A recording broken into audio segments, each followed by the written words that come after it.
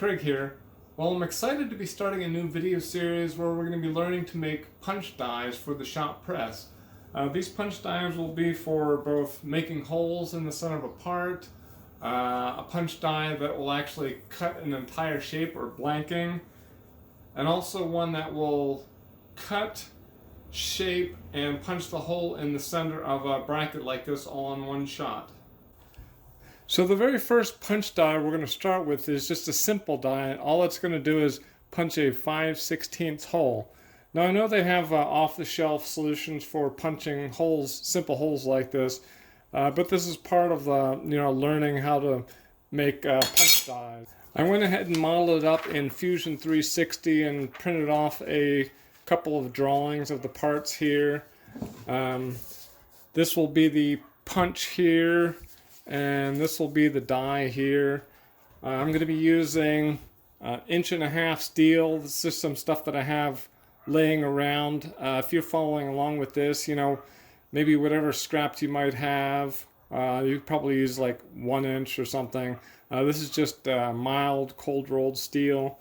Two of the pieces of information I'm going to be going over as I'm learning here myself for making a punch is calculating the tonnage and the clearance between the punch and the die down below. I just went on to the unipunch.com website. They've got a calculator there. I just kind of printed this off. So basically it's just pi times the diameter of the hole times the thickness of the material. This is for mild steel, which is times 25 will give you the tonnage. So for this 5/16 hole in 16 gauge steel, it just requires 1.5 tons. So obviously you got plenty of power. On the shop press I'm using either a 20 ton or a 12 ton. Now as far as the clearance would be the difference in the hole size. The punch itself is 5/16, so we need to know what size hole in the die. So basically I just took the 5/16 plus, so the formula for mild steel is the material thickness, which is 0.625 times 2, that's the multiplier for mild steel. So basically like 13 thousandths. That would be the overall size. It'd be like 6 thousandths of an inch from the edge of the from the edge of the punch and the wall of the die. So basically this is 5/16 diameter, and this is 5/16 plus the 13 thousandths. All right, so I'm gonna go ahead and get this cut up and square it up, and we'll get started making it.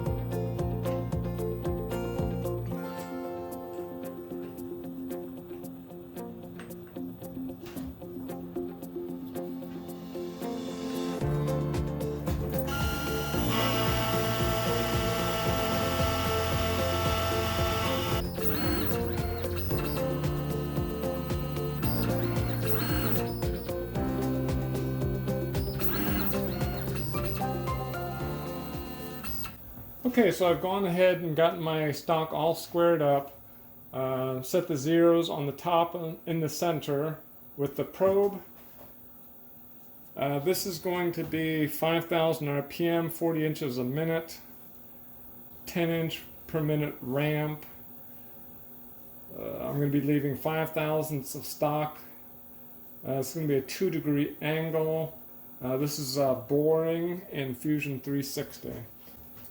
Now this is the bottom die, the die portion of it.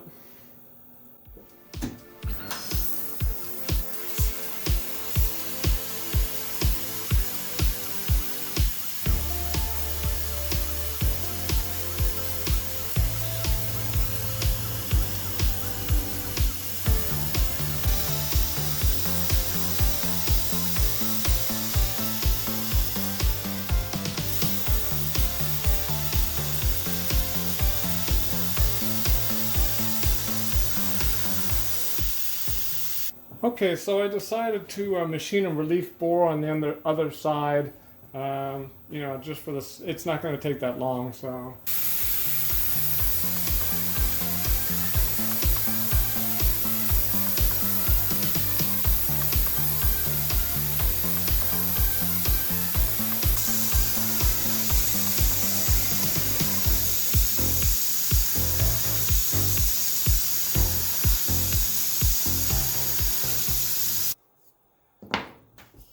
Alright, so the die portion, the bottom part is all done. I did machine that relief in there. It's about 20 thousandths oversized on the side, 40 thousandths total. So that should work pretty good.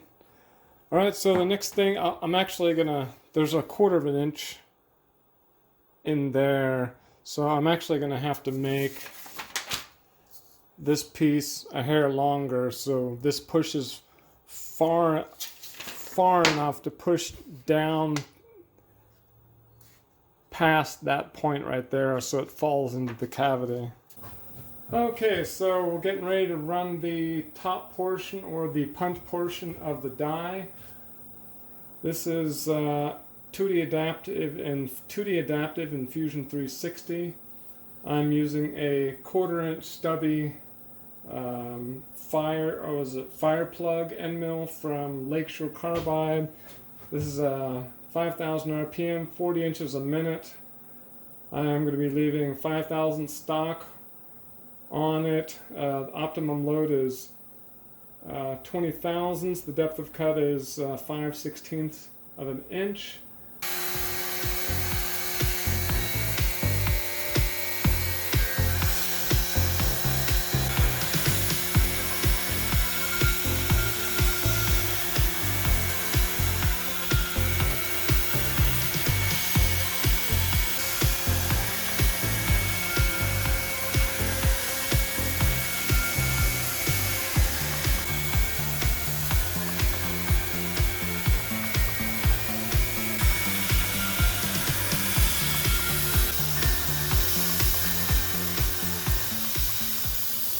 Okay, I guess I ran that 2D contour, that finish pass, a little quick, but alright. Let's see if these things fit together here properly. Okay, well that's a little tight for some reason. Pretty sure I did maybe I did the finish pass on this too fast. I should have test fitted this first. Yeah, I should have done another spring pass on this. So, but there should be a good amount of, I'll have to see which one's off. Yeah, so this one's at 32.30. So, yeah, that's supposed to be 5/16. So I'm gonna have to put that back on the mill, make sure I got it zeroed out really good and redo that. Okay, well I ran a couple extra spring passes on both the punch and the die. I think my the 1/4 inch end mill that I'm using, the finished one, is a little old, so I tried using a little cutter compensation on that. It fits perfectly now. You can see the edges line up perfectly there. There's a bit of play. I think there should be a little more play, but we're gonna try and see if this punches. If I run into a problem, I'll try to open them up a little more. Unfortunately, I don't have any gauge pins this size. I just go up to a 1/4 inch. So I measured this. This is pretty close, but okay, I'm going to start with a piece of aluminum cut to the same size as the die here. I'm going to use a parallel here to try and straighten up the die, line up the die like this. You know, obviously you'd have, you know, legs, guides on a real die, but you know, this is just a test, some practice. So, all right.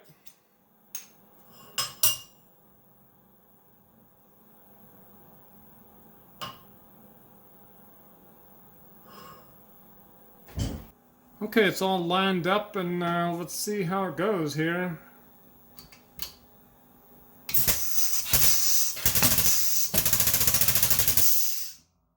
That was easy.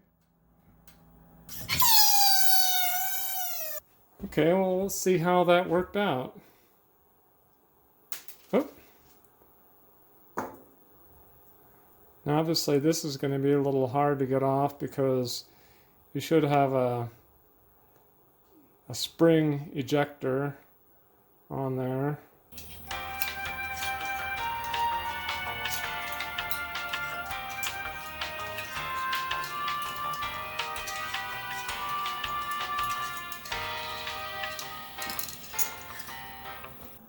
Okay, so that was 16 gauge aluminum. Now we're going to try 16 gauge steel, mild steel. So I'm going to be cutting mild steel with a mild steel die. Let's see if that works. Oh, well, it looks like my pedal is sticking a little bit, so it's already started punching it. So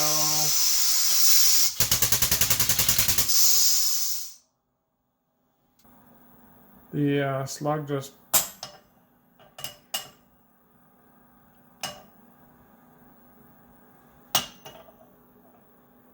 looks like the steel slug didn't go all the way through for some reason.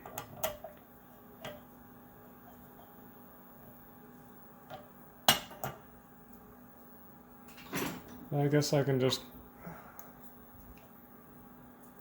Oh, there it is. Maybe I just need to make it a little deeper. Alright.